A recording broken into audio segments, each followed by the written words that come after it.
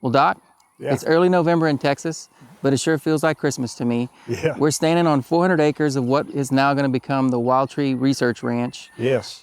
which I intend for it to be an extension of your research institute up in Nacogdoches. We're just west of Houston, Texas here. Yeah. Again, on 400 acres. And what we're going to illustrate today, we're not exactly in a position yet to plant these trees, but Yeah. we're going to lay out Right. a deer orchard and talk about the plant material and why we chose this in this location. Yeah, and the thinking behind it. Yeah, this is going to become a beta test site for geographically. We start in Mexico, come here, go to East Texas, go up to Exactly. Kansas, then we go to Michigan and Wisconsin. So we've got a lot of places so we can test all these things. Yeah, what we've done here is this is it's going to be a great landscape. It's like a clean slate. It is. It's really cool, but you got all these oxbows out here, and you got a lot of bedding cover, and the deer travel along these edges, and so we want to place our deer orchard where deer are going to use them. Okay, so what we've got a natural opening here.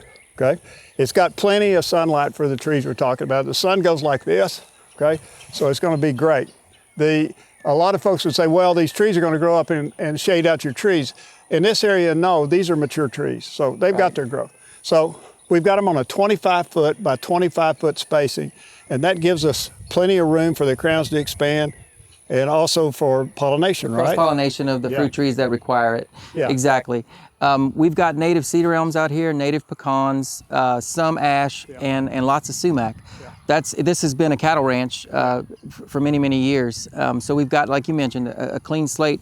The one issue that we're going to have is this existing condition, which includes a whole lot of stubborn Bermuda grass that we're going to have to eradicate before we can actually get to planting. So today is only a mock-up, if you will. Yeah. Why don't you describe the edge that we were Okay, back there? down here behind us where the deer come out, it's a hard edge right now. We want to soften it up. So we're planting some good browse plants, some good cover plants along that edge. We got American beautyberry, we got strawberry bush, we got two kinds of plums, sumac, all of those. In addition, we're probably going to plant some switchgrass in addition. So we soften that edge because we want it to feel good coming out into this deer orchard. So we want to soften that edge where they can stage there and then ease out here to feed on the fruit and the nuts. Well, there have been tons of inquiries about deer orchards on our website and across our social media platforms. Right. And one of the questions that people want answers to is, if you've got one plant that's the most versatile that you'd include in every deer orchard in the United States, what would it be? Jonathan, it'd have to be the pear.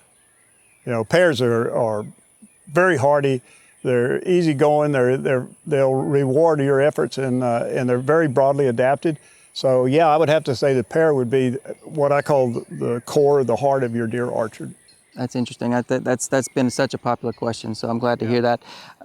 Any pear that you'd recommend in particular? Well, I'm kind of partial to the Dr. Deer pear. Thought you might. But that's one of them. But I also recommend we plant other varieties of pears because the Dr. Deer pear produces fruit very late, or it holds on to its fruit very late. So you might want to get some other pear varieties that we've got and looking at that are producing a lot earlier. So again, we have that suite of mass producers that cover a long period of time. And on our website, you'll be able to look. We're going to have, we have available kits, starter packs for deer orchards that are going to be specific to your region. You tell us where you live and we'll tell you what to plant.